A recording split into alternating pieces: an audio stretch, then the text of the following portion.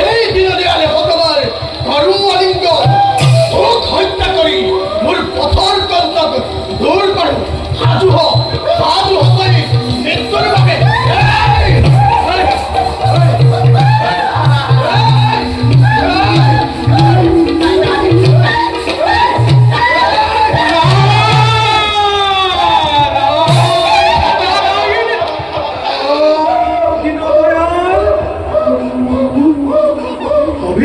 হৰিভক্ত হই সান্দাৰৰ কামত কিয় আগবাঢ়িছা হৰিভক্তৰ ইমান অনুষ্ঠান নাৰী হত্যা মহাপাপ কৰা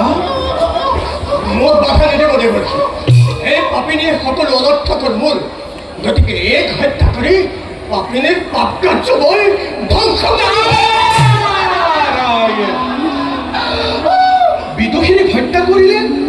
তুমি মহাপপতৃত্ব হবা তুমি হৰিনাম লৈ লৈ পুণ্য সঞ্চয় কৰিছা সেই পুণ্যৰ বলতে এদিন তুমি বৈকুণ্ঠ ভৱনত স্থান পাবা কিন্তু এনে মহাপাপ কৰিলে নৰকত পৰিবা কিন্তু আমি তোমাক এনেদৰে নৰকামী হ'বলৈ এৰি দিব নোৱাৰো মোৰ বাক্য ৰক্ষা কৰি বিদুষীক এবাৰলৈ ক্ষমা কৰি দিয়া দেৱৰ্ষি আপোনাৰ বাক্য ৰাখি এইবাৰলৈ মই বিদুষীক ক্ষমা কৰিলোঁ কিন্তু ভৱিষ্যতে যদি এনে কাম কৰে মই কিন্তু কেতিয়াও ক্ষমা নকৰিম মই এতিয়া আহিলতে পৰিম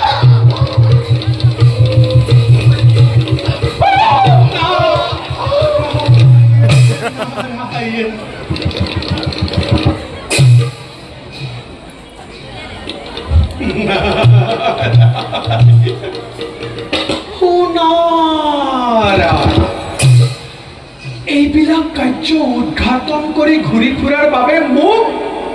তুঠকীয়া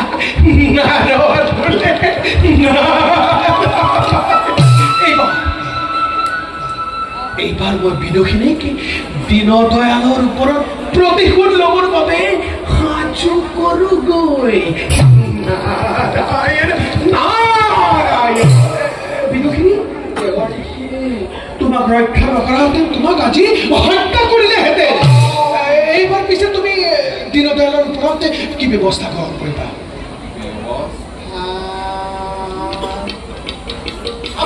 মই এইবাৰ ভক্ত দীনদয়ালৰ ওপৰত উচিত ব্যৱস্থা সৰু ৰাণীৰ হতুৱাই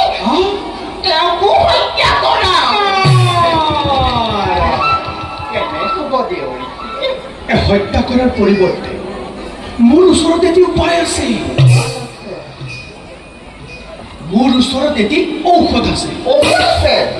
এই ঔষধ যদি তুমি দীনদয়ালক ভক্ষণ কৰাব পাৰা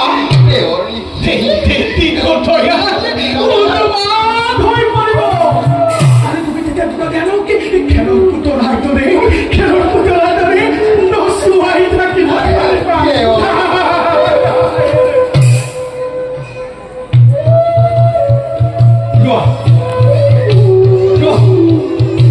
এই ঔষধ লোৱা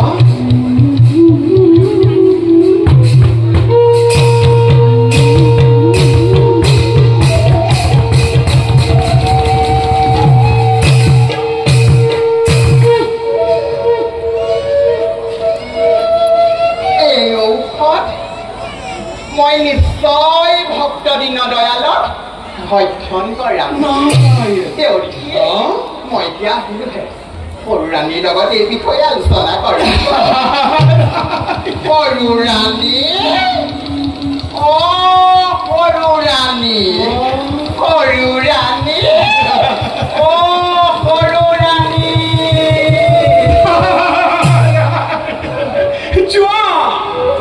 যোৱা বিদুষী এই কালৰ ওপৰত জানো কোনোবাই বিজয় পায় ৰাখে হৰি মাৰে কোন